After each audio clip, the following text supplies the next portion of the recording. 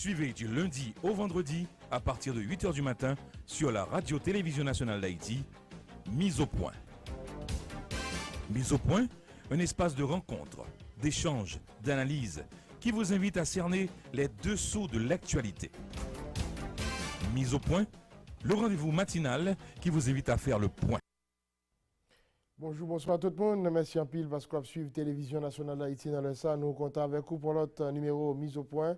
Invité nous aujourd'hui, c'est Daniel Jean-Louis. Et monsieur Pariton, longtemps depuis le sorti From Head to Trade. From Head to Trade, et lycée consultant, professeur d'entrepreneuriat et développement à l'université Kiskeya et puis à l'université d'État d'Haïti. En 2013, il était cofondé Bridge Capital, une firme d'investissement qui créé avec des investisseurs américains et il est spécialisé dans la catégorie petite et moyenne entreprise. Et pas gagné trop longtemps, monsieur Jean-Louis recevoir titre doctorat honoris causa dans une université étudié, l'université Liberty en Virginie. D'ailleurs, monsieur Jean-Louis, il a une maîtrise en administration, l'université ça, il a fait maîtrise ça. Nous allons regarder les livres là, nous allons regarder le parcours et nous allons regarder tous les plaidoyers que monsieur Jean-Louis a fait pour investissement dans le pays. Monsieur Jean-Louis, c'est un plaisir pour nous recevoir matin sur TNH. Merci Serginho, c'est un plaisir pour moi aussi pour me venir partager avec téléspectateurs Télévision Nationale d'Haïti sur parcours moins, sur rêve moins, sur passé moins, sur connexion et sur qui ça capable utile en tant que développement économique et attirance d'investissement dans le pays pour créer emploi qui tant besoin. Parfait. Alors, sur une petite présentation sommet, que ça m'a dit. Bon, ou sans se dire un pile bagaille, en ajout, il y a un pile activité économique que nous faisons dans le pays depuis. Je suis rentré dans le pays en 2006. C'est le samedi gradué de Liberty University. Après ça, je suis entré dans le pays, donc j'ai commencé avec des débuts assez difficiles, sans emploi. Mais quand même, bon Dieu t'a aidé, je cherché route, moi, je joigné avec appui famille, moi. Donc, même des vignes font pile réalisation au cours de carrière. Il y en a d'un, c'était par exemple, de commencer à travailler en pile avec le secteur ONGO.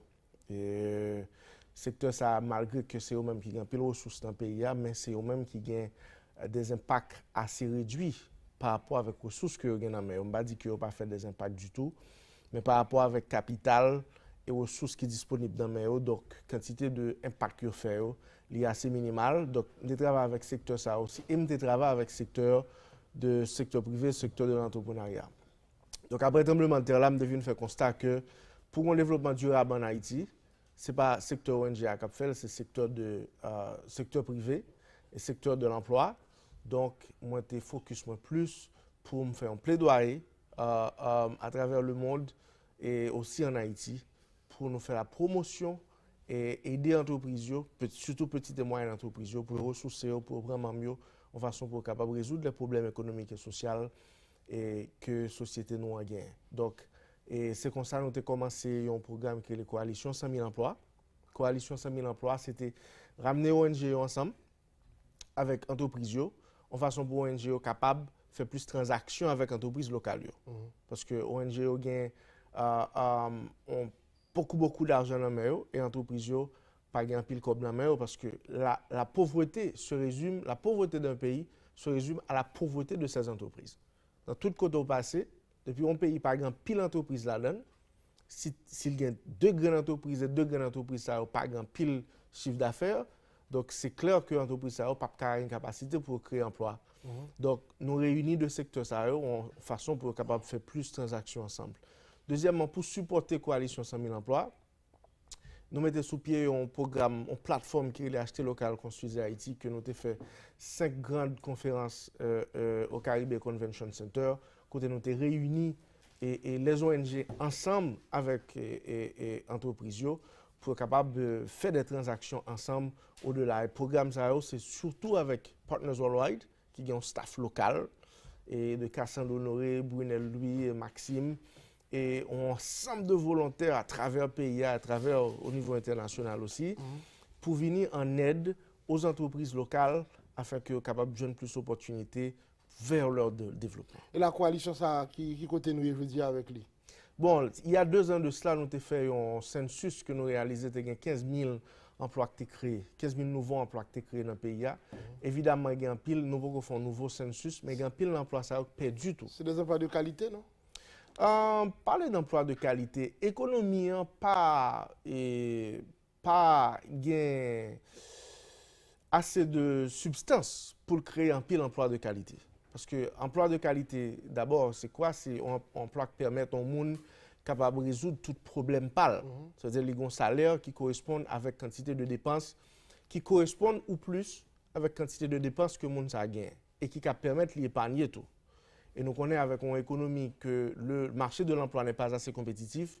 Donc, dans pile d'emplois, ça a été créé dans le manufacturing, qui est une industrie qui a une plus grande croissance produit intérieur brut l'année dernière. Et en pile là-dedans, tout est un aspect avec exportation et aussi services. Donc, c'est des emplois moyens,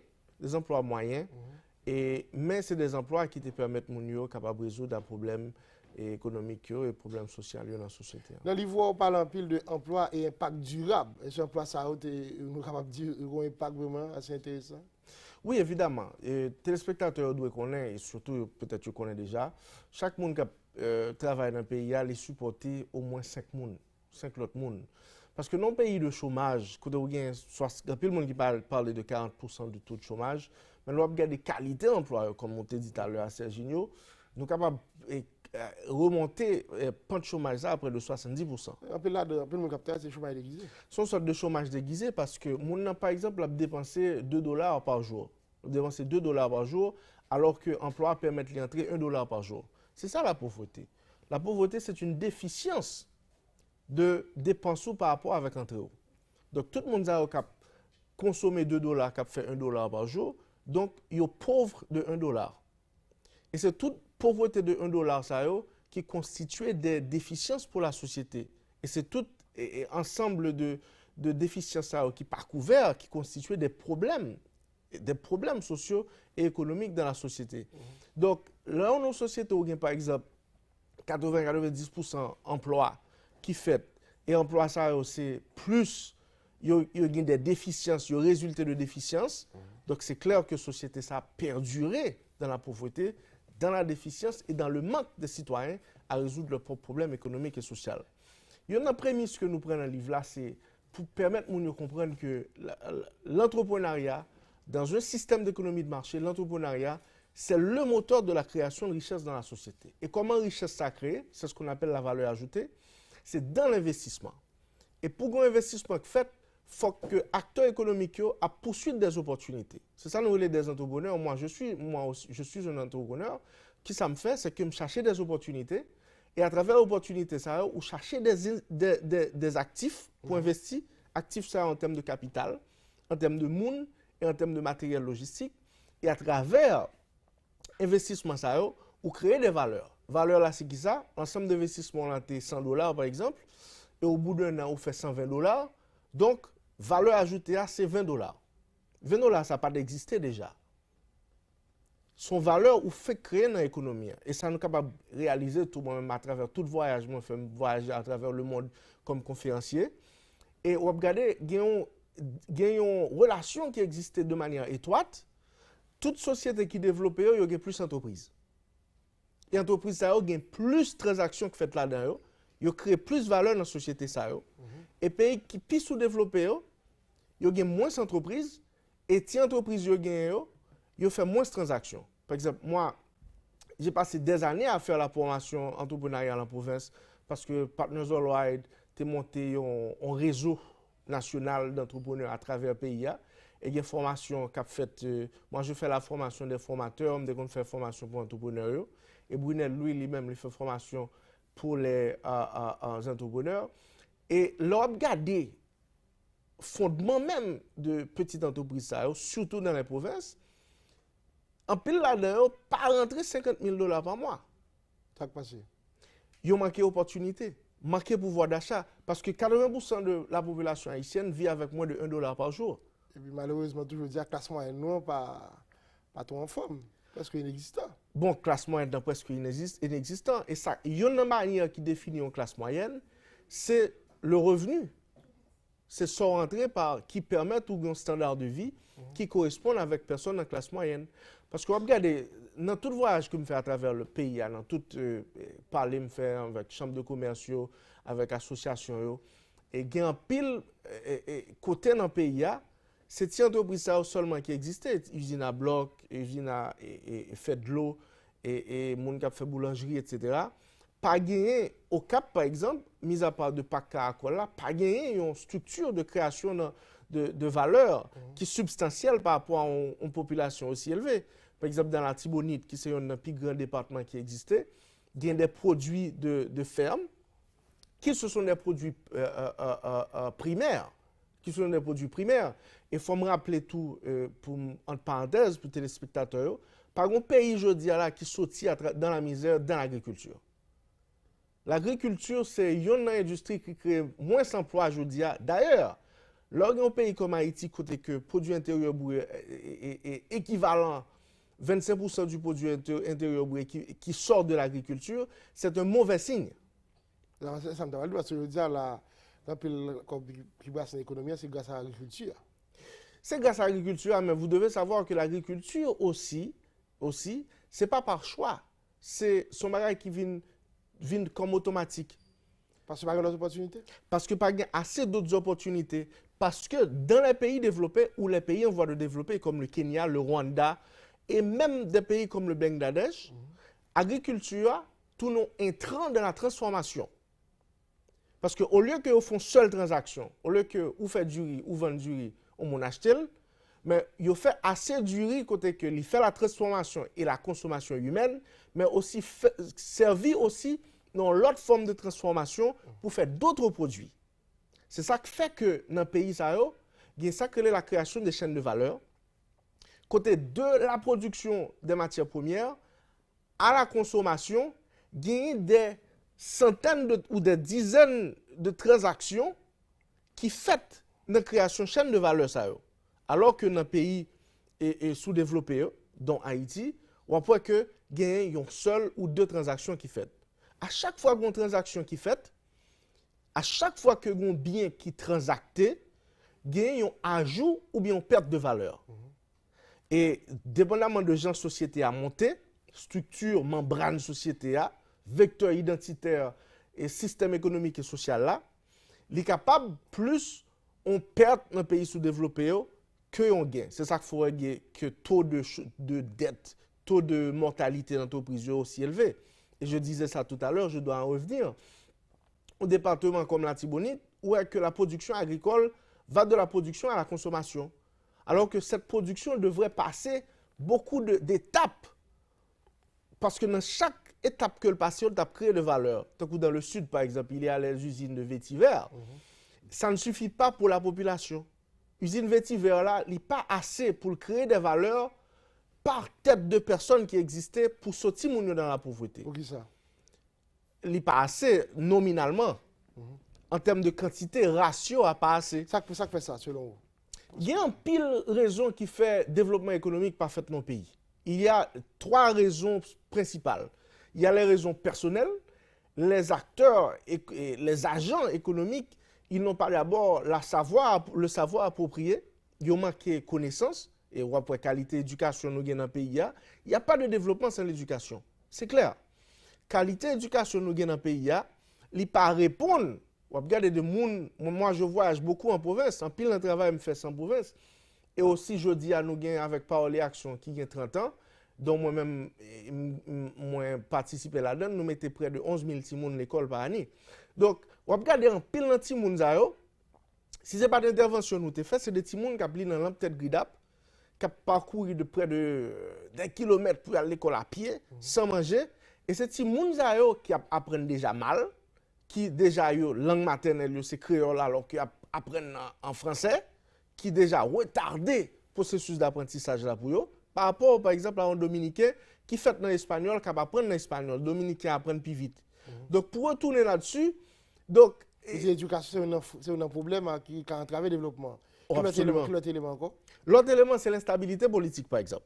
L'instabilité politique, on va regarder tout pays qui développé, ce sont des pays stables. Et pour contre, je vais faire un petit parcours rapidement. On va regarder le Brésil. Le Brésil, c'est un pays brique, que nous prenons exemple dans le livre From et to Trade là. Et c'est un pays que nous montrer le parcours de développement. Le Brésil a une croissance. Même si je dis, la difficile pour eux. Bon, c'est ça, c'est ce que je voulais en venir. On va regarder que tout temps que le Brésil était stable, tu as gagné une croissance économique qui est plus accélérée. Et on va regarder la croissance économique Brésil aujourd'hui dans les 5 dernières années, c'est clair que par rapport à l'instabilité politique là, on peut regarder possiblement un déclin dans la croissance du produit intérieur brut. Donc évidemment, on parlait de l'éducation, de la stabilité politique, de la lutte contre la corruption. Pays qui sont développés, c'est eux qui sont corrompus. Ah bon? Oui, il y a des relations de cause à effet entre la corruption et le sous-développement. Pays qui sont sous-développés, par exemple la République centrafricaine, c'est un pays qui est pauvre. La République démocratique du Congo, c'est un pays qui est pauvre. L'Irak, le Nigeria, Haïti, le Tchad. Pays c'est eux-mêmes dans l'indice de la corruption, la perception de la corruption, c'est eux-mêmes qui sont pauvres et c'est eux-mêmes aussi qui sont corrompus. Et pays qui sont moins corrompus, côté ressources de l'État, aller vers les programmes sociaux, et pas programmes sociaux pour programmes sociaux, c'est programmes sociaux qui permettent d'améliorer la situation, qui allait vers l'investissement dans l'infrastructure, je disais ça aussi, et par l'éducation, il y a l'éducation, la stabilité politique, l'investissement dans l'infrastructure. Et conditions pour une infrastructure dans nos pays, pas qu'à un développement, c'est infrastructure. Je prends un exemple avant qui est assez simple. On monde par exemple qui au Caille ou Jérémy qui font on récolte de l'âme véritable ou bien manioc, etc. Pour nous ajouter une valeur et qui est assez confortable pour le travail que le fait, pour l'investissement que le fait, il faut la vie avec Port-au-Prince. Parce qu'à Port-au-Prince, il y a plus d'activité économique et sociale. Concentration de l'activité économique et sociale se fait à Port-au-Prince, dont la consommation. Moun a une possibilité pour joindre plus valeur économique s'il vient avec Port-au-Prince. Cependant, parce que pas d'infrastructure, pas de pont, pas de route assez, coût de transport vient supérieur par rapport avec profit que moun sa t'a fait sous récolte ça. De ce fait, avec manque d'infrastructure, agents économiques, dans le produit agricole, dans la production manufacturière, ils viennent presque en faillite. Parfait. Donc, il y a un ensemble d'indicateurs ou de réalités économiques, sociales qui empêchaient assez de création de valeur qui fait dans la société. C'est ça. Alors, toujours dans le livre là, vous parlez tout de l'aide internationale. Comment on est capable d'utiliser ça au profit du développement pays, même si tout pays qui développe, ce n'est pas sur base d'aide internationale généralement. C'est prémisse livre ça. M'écris livre là parce que je me un message comme haïtien. De toute conférence que je participe là-dedans à travers le monde, en pile là-dedans aux États-Unis, il y a des étrangers qui ont des théories d'Haïti, ils font comprendre Haïti pas fait rien, donc de ce fait, ils ont porté toute bagarre à Haïti. Tout ça a gagné, par exemple, Food for the Poor qui a un budget de $1 milliard en pile là-dedans consacré avec Haïti. Donc, ils viennent avec et produit ça, ils baillent dans les écoles comme des dons. Donc, pourquoi un pays qui est développé avec l'aide étrangère? Ça peut coexister. Il y a 1 milliard de personnes qui sont sorties de la pauvreté dans les 20 dernières années qui sont passées là, notamment en Chine, en Inde, dans les pays BRIC, comme le Brésil, comme la Russie, etc. Ils sont sortis à travers l'investissement. Et même pays qui étaient plus mal, qui étaient nargués par des guerres civiles pendant près de 10-15 ans, ce sont des pays qui sont sortis de leur pauvreté extrême dans l'entrepreneuriat. C'est ça le message. Comme moi, haïtien, je lance ce message ça aux étrangers. Nous sommes capables de voir le livre là, d'abord, il fait en anglais, From Aid to Trade. Parce que techniquement, je m'adresse d'abord aux décideurs de l'aide. Je m'adresse aux décideurs de l'aide pour être capable de comprendre nous avons besoin d'aide là aujourd'hui, mais ce n'est pas aide là qui aide nous à sortir de la pauvreté extrême. C'est ça que fait comme solution. et nous proposer des problèmes, nous éclaircir, nous commenter les problèmes de la société haïtienne. Et comme solution au problème de l'aide, nous proposer 4 solutions qui sont viables. D'abord, il faut acheter local. Les ONG, avec leur pouvoir d'achat énorme, avec la quantité d'argent qu'ils possèdent, ils doivent acheter les produits haïtiens. C'est la première démarche. Et nous déjà convaincons pile ONG la donne, par exemple, Mission de l'Espoir, qui déjà consacré près de 25% de budget pour acheter production qui fait locale. Ce n'est pas seulement acheter. Ils travaillent aussi avec les producteurs pour aider dans la production qu'ils ont fait en termes techniques, en termes de savoir, en façon pour gagner des productions qui sont assez confortables pour être capable de joindre eux-mêmes, pour être capable de servir. Deuxième solution que nous proposons, c'est le partage de l'information. ONG doit partager les solutions que vous joignent dans le travail que vous fait avec l'entreprise. C'est ça que fait nous créer la plateforme Coalition 100 000 emplois, côté que nous sommes capables de partager les leçons apprises. Mais est-ce que ça ONG fait Haïti tout? Est-ce que c'est venir de vraiment dans le développement économique pays? Dans le garder le fonctionnement, en plus fois, par exemple, on zone dans le nord-ouest, zone qui charge ONG, mais c'est une zone d'un pays qui est très pauvre. Évidemment. Pour qui ça? Parce que on n'est pas capable de remplacer des politiques de développement par l'ONG. Ce n'est pas un remplacement qui est valable. Clairement, les gens eux-mêmes viennent pour aider nous, mais au fur et à mesure qu'ils aident nous, ils viennent tout une identité pour lui-même. L'ONG devient une industrie. C'est ça. Il y a un documentaire que nous faisons, les Poverty Inc., qui est disponible sur Netflix et que nous faisons pile, et on a essayé de traduire en créole d'ailleurs. Nous démontrons que ONG vient tout une industrie en eux-mêmes. C'est-à-dire qu'il y a des structures de consommation, il y a des structures d'investissement et qu'il y a des acteurs qui travaillent pour maintenir leur survie. Alors que ce n'est pas ça. L'origine même, l'objectif de l'ONG, c'est de résoudre un problème et de s'autodétruire. Mais ce n'est pas ça. Mais ce que je dois rappeler pour les téléspectateurs, c'est que ce n'est pas ONG qui peut décider de l'avenir de ça y faire avec ça pour ne pas faire. C'est l'État qui doit dynamiser le cadre de l'investissement étranger et vers qui filière il peut aller. Vers qui filière il peut aller. Par exemple, ONG nous pas nier que fait pile travail dans le pays, particulièrement dans le SIDA par exemple. Il y a un PSI Haïti qui fait pile travail dans le SIDA et dans la grossesse des femmes enceintes, etc. Donc, il y a pile travail que vous fait. Mais le travail, ça, il n'y a pas des incidences positives dans la majeure partie sur le développement économique. Parce que le travail n'est pas coordonné sur le terrain? Le travail n'est pas coordonné et surtout, le travail là, il empiété sur le développement de l'entrepreneuriat. Ah bon? Mais c'est clair, il y a plus ONG dans le pays que entreprise. C'est clair. Non seulement il y a plus, il y a plus comme dans le Il y a plus comme dans le Et il faut comprendre que c'est ça nous démontrer dans le livre là. ONG, n'ont pas généré de la valeur ajoutée. Ils font un levée de fonds de $100. Ils ont manger pour $100, c'est fini. C'est-à-dire, ou joindre $100 ou consommer $100, la différence est zéro. Alors que l'entrepreneuriat, ou commence à $100, ou finit à $110, donc vous faites $10 de création de valeur qui se constitue au retour sur investissement là. Et la richesse, c'est ça dans la société, c'est l'accumulation des valeurs ajoutées.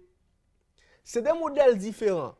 Il y en a d'un pallier aux problèmes instants, il y en a l'autre qui pallier aux problèmes instants, mais aussi en incitant le développement économique. Par exemple, regardez la télécommunication en Haïti. Je prends toujours ce problème-là. Moi, je suis petit monde qui a grandi, j'ai un problème sérieux de télécommunication.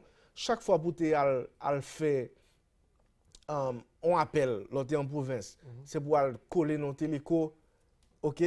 Ou dans téléco, on appelle là, on relon l'autre bord, ou qu'on fait journaux, on va et vient avec des fils encombrants. Eh bien, avec l'investissement privé aujourd'hui, Haïti résout le problème de télécommunication. Même s'il y a plus de difficultés. Il a des difficultés mineures, mais on se parle. Il permet, si je fais une transaction, si je fais un business, je les gens non. Il y a WhatsApp qui existe aujourd'hui qui permet de parler avec l'autre bord.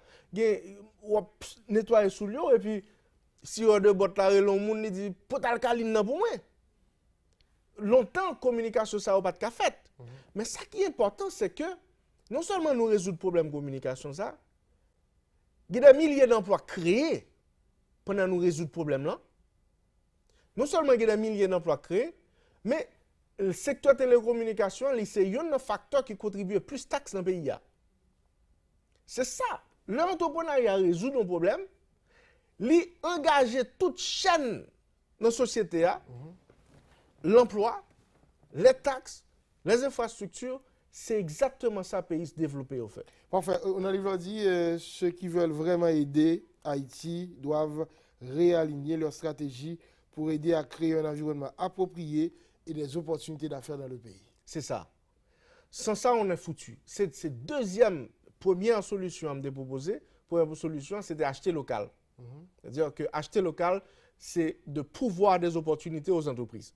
Deuxième bagaille, c'est pour NGO permettre que renforcer une plateforme, côté une communication qui faite entre eux-mêmes et entreprises et entre entreprises et d'autres entreprises aussi.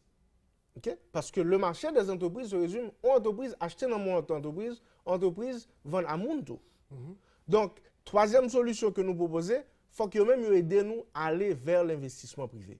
Parce que le secteur ONG, ce sont des secteurs connectés. Il y a un pile contact, il y a un pile connexion à l'étranger. Donc, au lieu que toute la journée chercher des dons, il faut aider nous connecter avec des investisseurs qui peuvent permettre que nous renforcer la structure d'investissement nous, au lieu que nous ayons seulement 200 millions de dollars de fonds directs d'investissement étranger, pour nous commencer à passer de moyens ça avec 1 milliard, 2 milliards et 3 milliards, qui permettent nous d'augmenter l'assiette fiscale, qui permettent nous d'augmenter la quantité d'emplois nous gagnons dans le pays, qui permettent nous d'aller vers un développement économique et social durable. Là, tout faut que nous démocratiser le crédit pour que les gens qui veulent faire business aient moyens pour ouvrir une compte pour faire business. Bon, évidemment, c'est ça le développement. Développement de un secteur, aussi propulser le secteur de développement d'autres secteurs, dont le crédit, dont le retail et le grossiste, manufacturing, et aussi avec développement comme ça, on a besoin que les gens vivent en conditions de vie économique et sociale plus ou moins décentes. Plus ou moins décentes. Bon, secteur, peut-être, il faut qu'on aiguille le secteur assurance, qui est fondamental tout. Parce qu'une fois, vous venez faire business là, c'est ça qui passe le 12 janvier. Et puis tout va aller un bon matin, et puis après, investisseurs à qu'on courir. Parce que en pile la business, même l'État en fait, ne pas assurer. C'est clair. Et ça, c'est des particularités de pays sous-développés. Parce que il y a près de 8 à 10 milliards de dollars de pertes qui fait dans le tremblement de terre là. Il y a 3 milliards de pertes qui fait avant hier dans Mathieu. Pertes ça, il y a un monde qui est endossé. Même gens il y a un monde qui bénéficie de profit à l'elfet, il y a un monde qui est toujours pour tes pertes là. Dans le cas ça, ce sont les entreprises et l'État. Et tout le monde qui perd un bagage, perd là, aller vers eux-mêmes. Alors que y a une caractéristique principale qui gagne dans un pays qui fait mieux, pays en développement, c'est qu'il y a des compagnies d'assurance qui absorbent perd ça. Qui absorbent perd ça, permettent que l'entreprise les gagne une catastrophe naturelle. Parce que, pas oublier, pourquoi dire ça? Le 12 janvier fin passé, Mathieu passé, moun pense que c'est fini, non? Haïti chita son faille, tremblement de terre a tourné malheureusement. Parce que nous avons un tremblement de terre déjà ici. Nous avons nos caps. Le tremblement de terre va retourner. C'est ça que le développement d'Haïti ne peut plus être retardé. Parce que ça cause la mort, ça cause la destruction et ça cause aussi la disparition. Il y a quantité de monde qui était là dans le tremblement de terre qui parle là encore. Il y a quantité de monde qui mourit dans le choléra. Le choléra, c'est une maladie de la pauvreté. Choléra pas qu'apprend aux États-Unis. Parce que Curly, c'est seulement laver main pour un savon disponible avec de l'eau propre. Et laver production que vous consommez. C'est ça. La pauvreté, les réduire à l'élimination. nous pas capables chita encore pour nous ignorer forme de réalité ça yo. Donc c'est ce que je dis. Secteur ONG qui est plus comme domaine, l'État doit réguler ce secteur. Nous avons commencé à présenter un projet de loi, nous avons le présenter dans le Parlement pour les parlementaires forcer ONG à acheter 50% de produits en Haïti. 50%. Et je parle aux parlementaires, si vous fait travail, nous mettons pour faire, il n'y a pas qu'à continuer à ignorer le secteur des ONG qui est comme domaine. Regardez qui j'ai réussi comme ça. Est-ce que c'est au profit d'Haïti vrai? C'est ça. C'est ça. Donc, nous avons un ensemble d'actifs, et c'est ça que nous discutons dans le livre là. Toute société qui développe, ça a fait, c'est génial. Ils prennent tout actif qu'ils ont avec passif, ils transformé en opportunité entrepreneuriale. Pas oublier opportunité entrepreneuriale là, c'est lui-même qui crée des valeurs, qui crée emploi. Mais quand ils ont toujours fait, ils ont toujours assimilé l'entrepreneuriat et le secteur privé à M. Accra et M. Brandt. Et bon, ils ont tout dans le secteur privé. Et c'est eux-mêmes qui ont plus grande entreprise. Mais aussi, on parle des boulangeries. C'est par exemple, pour une petite boulangerie et que une ONG qui fait distribution de pain dans l'école. Au lieu que vous venez avec pain sur l'autre bord, vous avez acheter le main. Si vous avez 10 employés, vous avez 20 employés. C'est ça le développement. Le développement, par exemple, la Chine, de bon exemple avec, qui est une surpopulation, vous devez savoir que la Chine avec l'Inde, il y a un tiers de la population mondiale. Il y a près de 1 milliard de gens qui habitent en Chine. Eh bien, là, regardez la quantité de monde pour nourrir, pour vêtir, pour loger. Enfin. Eh bien, ils ont transformé en opportunité, là, offrir main-d'œuvre avec les firmes des pays développés. Et la Chine a une croissance économique, je dis, qui est très soutenue et que il y a une grande partie de leur population qui a sorti dans la pauvreté, qui allait vers la classe moyenne. C'est ça. Bon, là, c'est sûr qu'il n'y a pas de dernière émission à faire. Et d'ailleurs, Jean-Louis, il a bien pour nous retourner, pour nous prêcher l'évangile d'investissement. Et je crois qu'il est fondamental, si nous voulons, j'en ai dit pendant toute l'émission, développer le pays ça. Mais on va le refermer avec le titre doctorat honoris causa, comprend. C'est l'Université Liberty, Virginie. C'était en mai dernier, non? C'était le 13 mai, donc l'université m'a gradué en 2006. Liberty a suivi parcours moins, travail moins, et tu as un article de Forbes Magazine qui était publié sur tout ça. Et donc, tu été jugé nécessaire, puisque je suis un doctorat, et que tu as mon titre honorifique, donc d'honoris causa, docteur en business. Et c'était gentil parce qu'avec cet âge, c'est rare monde qui gagne. Okay? C'est gagner un doctorat honoris causa, c'est déjà beaucoup. Gagner à 38 ans, c'est en pile bagaille. Et ensuite, sous l'applaudissement du président américain que j'ai l'honneur de rencontrer, M. Donald Trump. Alors, le président Donald Trump était là? Le président Donald Trump était là et je lui ai rencontré. Et, l'image là, sur vidéo là. Justement. Donc, il y avait 100 000 personnes. Liberty, c'est une plus grande université aux États-Unis. Et son université chrétienne, c'est là que j'ai gradué. Et donc, il y a suivi parcours moins, position prend sur le développement. Et aussi bien que Forbes Magazine, j'ai fait des interviews à CNN. Et pour prêcher l'évangile du développement. Prêcher l'évangile du développement, comment nous-mêmes nous capables. Haïti est trop riche pour être pauvre. Donc, comment nous capables d'utiliser tout actif nous gagnons, parce que nous gagnons pile, et tout passif nous capables de convertir en opportunité entrepreneuriale pour le bien-être du peuple haïtien, pour notre bien-être. Président Donald Trump, monsieur était invité spécial dans la cérémonie ça? Il était l'orateur. Il était l'orateur. On a eu, nous avons rencontré avec lui. Il ses amis intimes président universitaire. Okay. Ce sont des républicains, donc ils sont connectés. Le président universitaire a fait un pile camp à Havel. Le voici là, à l'écran. Et donc, c'est l'ami intime du président Trump. Donc, on lui a rencontré à cette époque. Et c'était gentil. Je me trouvé le président Trump. Je pense que c'est son mec qui est snob parce qu'il a grandi dans la richesse. Il est le président des États-Unis. Mais il avait un regard gentil et il m'a parlé en mon nom propre. Il y songeait. Parce que toute introduction était faite devant lui, il s'est souvenu de mon nom. Et donc, moi, j'avais les larmes aux yeux. Parce que c'est une bénédiction spéciale. Parce que nos pays, côté grand pile jeune, qui n'a pas espoir. Moi, j'ai grandi ici, j'ai fait toute ma vie ici. Ça a servi un modèle d'espoir pour jeunes que et ça veut dire que nous sommes capables de faire tout. Nous sommes capables de faire tout, nous sommes capables de représenter Haïti le mieux de notre ça nous capables de gagner en façon pour nous capables de vendre une meilleure image, de pays et permettre que nous sortions dans le côté de vivre là. Daniel Jean-Louis, merci en pile, félicitations et puis succès continu. Merci Serginho et merci à tout le monde et c'était un plaisir. Voilà, notre invité ce matin, Daniel Jean-Louis, qui a dirigé Bridge Capital, c'est avec l'unité Miso.sa. Merci tout le monde qui t'a suivi. Soutenez en direct. Nous souhaitons passer une très bonne journée. Si c'est en rediffusion, bon après-midi, bonne soirée. À bientôt. Merci. Suivez du lundi au vendredi à partir de 8h du matin sur la radio-télévision nationale d'Haïti, Mise au point. Mise au point, un espace de rencontre, d'échange, d'analyse qui vous invite à cerner les dessous de l'actualité. Mise au point, le rendez-vous matinal qui vous invite à faire le point.